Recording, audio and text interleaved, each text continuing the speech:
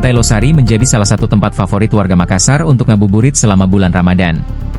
Pasalnya, Pantai Losari menawarkan pemandangan indah dan udara segar yang membuat para pengunjung betah berlama-lama.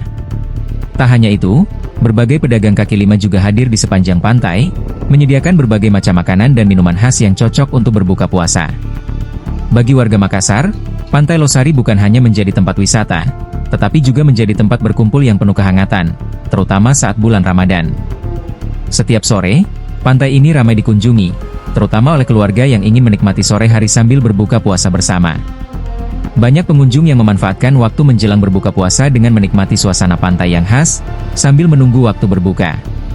Salah satu pengunjung, Rahmi Abdullah mengatakan, memilih Pantai Losari sebagai tempatnya ngabuburit di sore hari.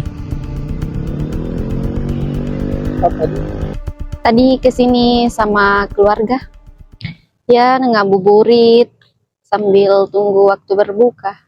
Karena di sini tuh banyak bagus view-nya, terus di pinggir pantai juga banyak jajanan yang disediakan.